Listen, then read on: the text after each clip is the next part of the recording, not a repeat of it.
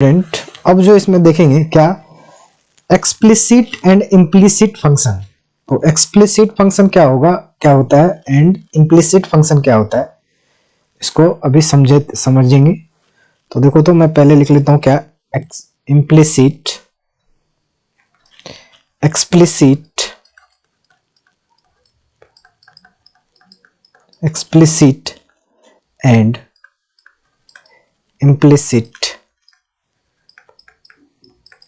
Implicit function. ठीक है, तो देखो पहला क्या है अपने पास, इम्प्लिसिट फंक्शन। इम्प्लिसिट फंक्शन देखते हैं, फिर एक्सप्लिसिट देखेंगे। इम्प्लिसिट फंक्शन क्या होगा, इसके अंदर में आप x को कंप्लीटली y के टर्म, देखो यहां पर चलो x को कंप्लीटली y के टर्म में आप एक्सप्रेस नहीं कर सकते हैं, ठीक है ना। ऐसे फंक्शन को बोलेंगे क्या, इम्प्लिसिट फंक्शन बोलेंगे। तो चलो इसको हम लिखते हैं। देखो, इफ ए फंक्शन इज, लिख लेता हूं defined, if a function is defined by equation which is not solved for the dependent variable। देखो, डिपेंडेंट वेरिएबल का मतलब क्या है, यहां पर एक y है। डिपेंडेंट वेरिएबल किसको बोलते हैं, y को बोलते हैं। which is not solved for the dependent variable is called as implicit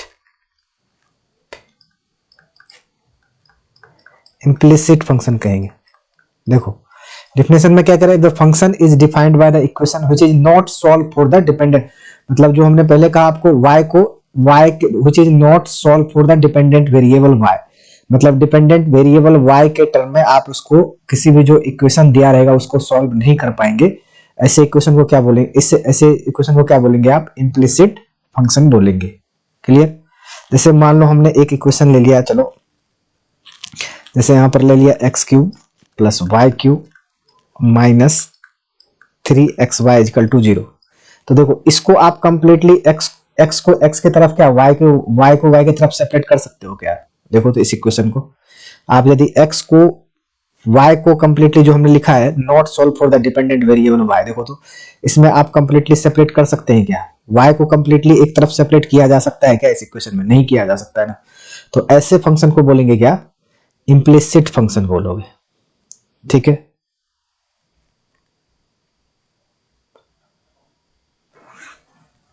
अब दूसरा क्या आता है अपने पास, दूसरा क्या है इम्प्लिसिट के बाद क्या होता है, इम्प्लिसिट हो गया। अब एक्सप्लिसिट देख लेते हैं, ठीक है ना। ऐसे जब भी इक्वेशन आ जाए, जब भी आप x को y के टर्म में सेपरेट नहीं कर पाएंगे तो इसको क्या बोल देंगे आप, इम्प्लिसिट फंक्शन, सीधी सी बात है। और अब जो होगा, अब देख लेते हैं क्या, एक्सप्लिसिट फंक्शन। एक्सप्लिसिट फंक्शन, तो एक्सप्लिसिट फंक्शन क्या होगा, एक्सप्लिसिट फंक्शन लिख लेते, इसको लिखते हैं if a function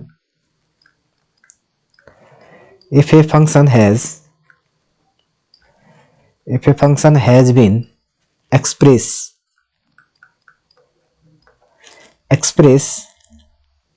in terms of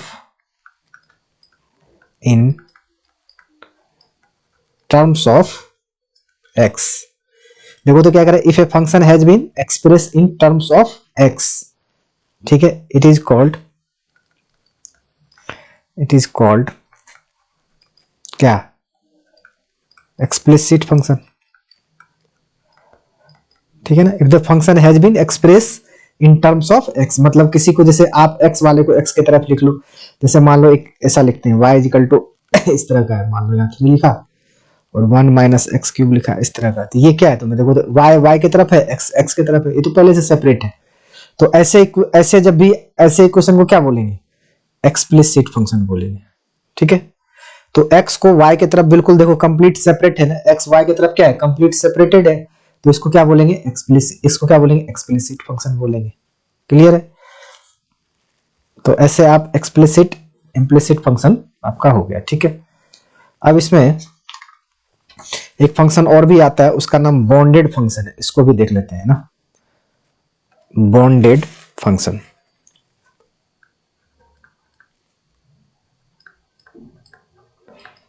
bonded function,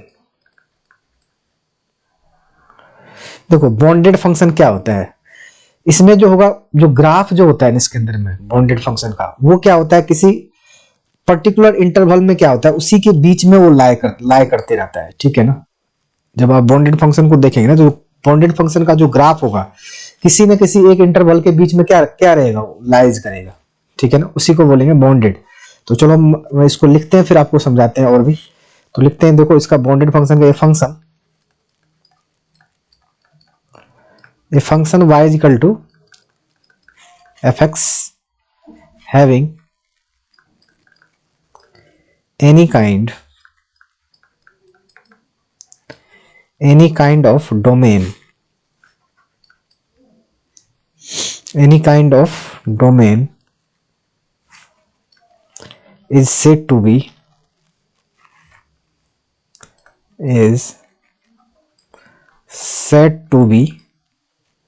bonded.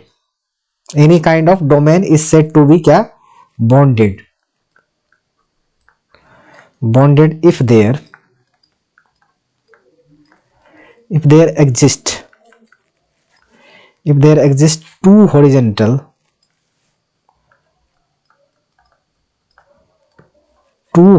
lines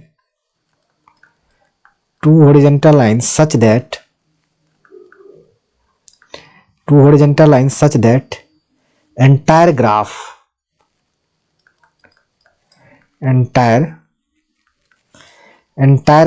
of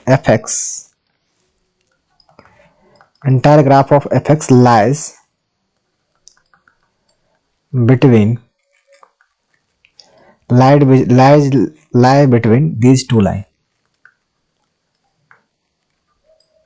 देखो जो हमने पहले कहा था, जो देखो यहाँ क्या लिखा है, ये function y equal to fx having any kind of domain, मतलब डोमेन उसका कुछ भी हो, अपने को उससे मतलब नहीं है, is said to be bonded. Bonded कहलाएगा if there exist two horizontal line, दो हॉरिजॉन्टल लाइन होगा, such that entire graph of fx lies between, दो हॉरिजॉन्टल लाइन के बीच में क्या होगा, एंटायर ग्राफ लाइज करेगा। दो हॉरिजॉन्टल लाइन है, इसके बीच में ही ग्राफ होगा, तो इसको क्या बोलोगे आप, बॉन्डेड फंक्शन बोलोगे। क्लियर? तो एक देखते हैं यहाँ पर, एक क्वेश्चन देखते हैं यहाँ पर क्या है बॉन्डेड, उससे पता चलेगा। जैसे मान लो fx है, fx is equal to 2 to the power 1 upon में x माइनस 1 लिया। क्लियर? उसमें x बिलोंग्स टू आपका 0 to 1 है, देखो 0 to 1 है, इसके बीच में ग्राफ, तो इसको क्या करोगे आप, इसका ग्राफ देखते हैं, इसका ग्राफ देखो तो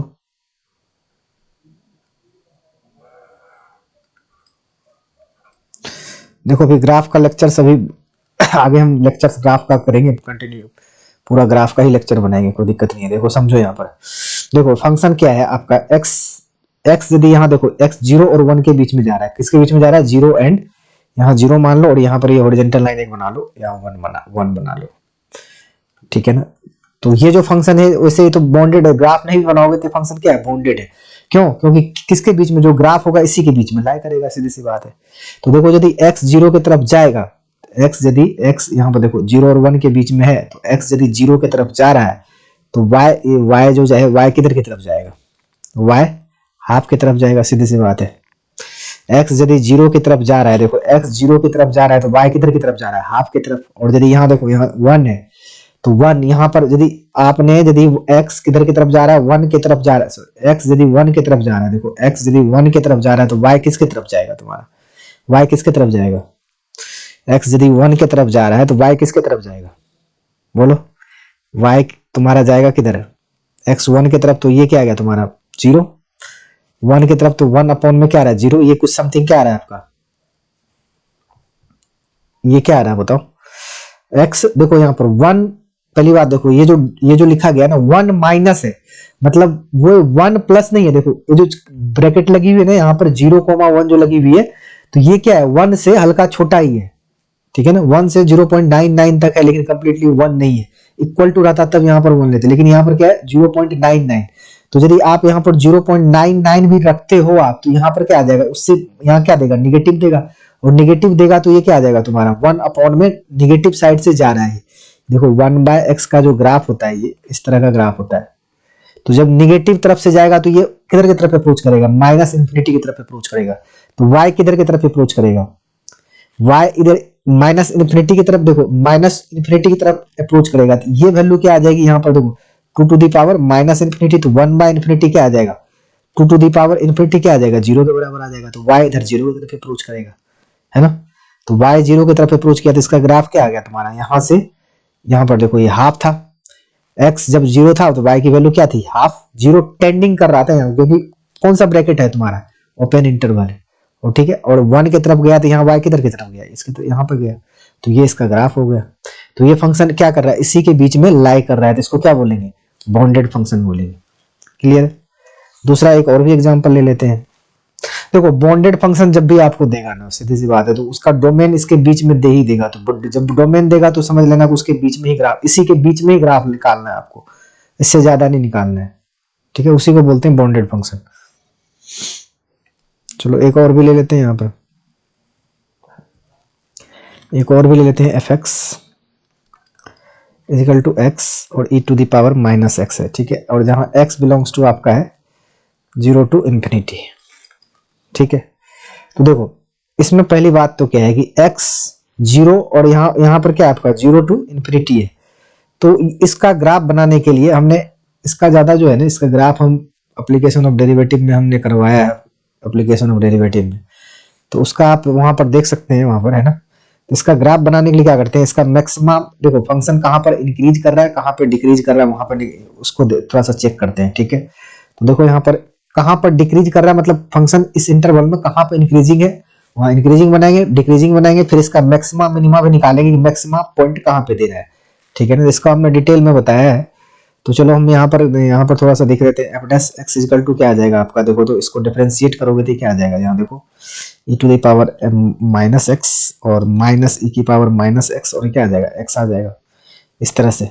फिर से और इसको सॉल्व करोगे e to the power minus x 1 minus x, और ये क्या आ जाएगा बोलो, और इसको क्या लिख सकते हो 1 माइनस एक्स अपॉन में क्या लिख सकते हो e to the power x। तो ये क्या है, एफ डैश एक्स है।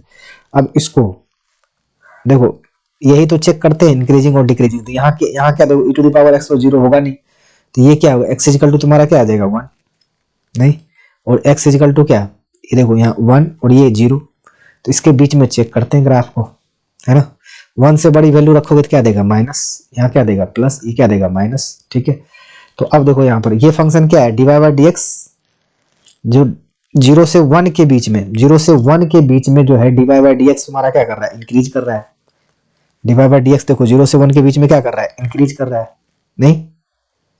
तो 1 से इन्फिनिटी के जब देखो इसका मैक्सिमम पॉइंट क्या होगा तुम्हारा, dy बाई डी एक्स 0 से 1 के बीच में क्या कर रहा है, देखो तो 0 से 1 के बीच में क्या गया, इंक्रीज किया, फिर 1 से क्या किया, फंक्शन डिक्रीज किया। देखो आप 0 से 1 पे इंक्रीज किया है, जो बच्चे +2 पास कर गए होंगे उसी को समझ में आ रहा होगा ये चीज, ठीक है।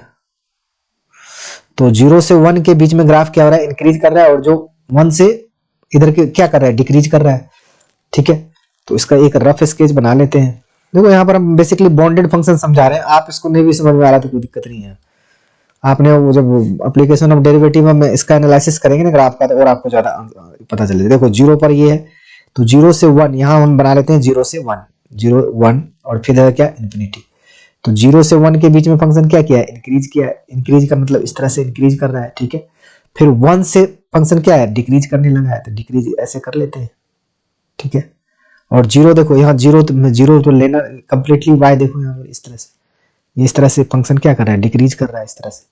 तो ये इस तरह से डिक्रीज कर रहा है, तो ये तुम्हारा क्या हो गया, बाउंडेड हो गया। किसके बीच में, 0 से 1 के बीच में, ठीक है। ये ऊपर, ये ग्राफ ऊपर से बाउंडेड हो गया, तो ये हो गया तुम्हारा क्या, बाउंडेड फंक्शन, ठीक है। बाउंडेड फंक्शन में इतना ही था।